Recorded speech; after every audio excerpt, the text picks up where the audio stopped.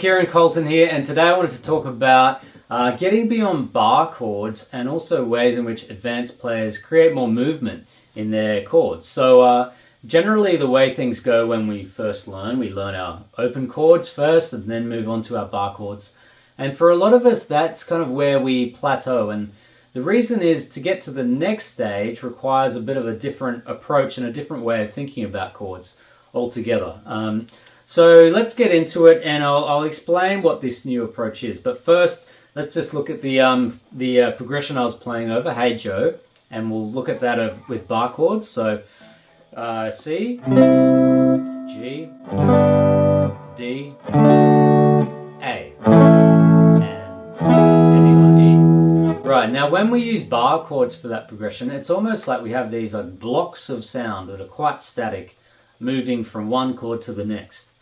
Now, the approach you might want to start taking to get beyond bar chords is you want to create some movement within each chord, okay? So instead of just the movement from one chord to the next, each chord actually has some movement within it. So let's talk about how to create that movement. So what I'm going to do is, instead of taking this full bar chord shape here, I'm just going to take the upper structure of it. So, now the important thing here is I've also got my index finger barred across the B and E string, because I'm going to use that in a second. So what we're really going to try and do here to create the movement, I want to sort of lean into the major third from the second, or the 9. So the second of the 9 is the scale degree, and we're going to use that second of the 9 to then push into the major thirds, which is this pinky note here, the 5th fret of the B string. So I'm going to hammer on with my pinky. So then you hear that movement, okay? Da, da. So you're still getting the C chord, but you're also getting that little bit of movement in there as well. So let's go to the next chord in the progression, which is G. And we're going to use the same concept. We're going to have some, different shapes down here, but it will be the same idea really, getting that movement from the second to the third. So let's take this shape here.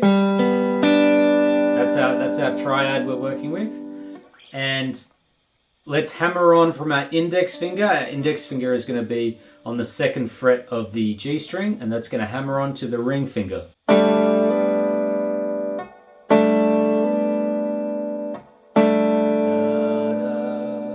Again, we've got that movement. Great. Now, so the next chord in the progression is D.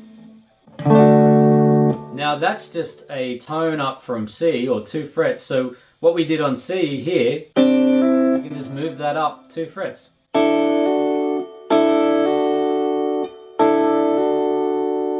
Cool. And then the next chord in the progression is A. So that's just the same thing. It's a tone up from G, or 2 frets. So what we did on G here, you move that up. And if you want, if your thumb can, get around the back here and play this low A. So then you can make the chord a little bit fatter if you want as well.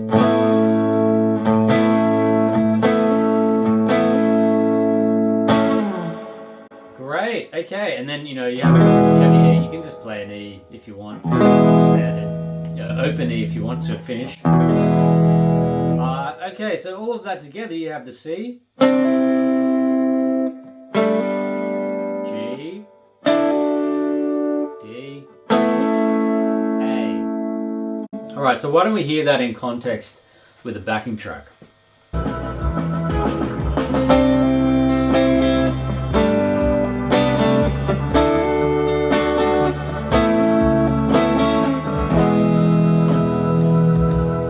Great, so that's getting you on your way to start creating some movement within chords, not just from one chord to the next. So the bonus tip is that there's different locations around the neck for this. For instance, that first shape over the C, if you move that down the octave, you get it here in this spot, and that's a pretty common sort of Hendrix move right there. You would have heard stuff like.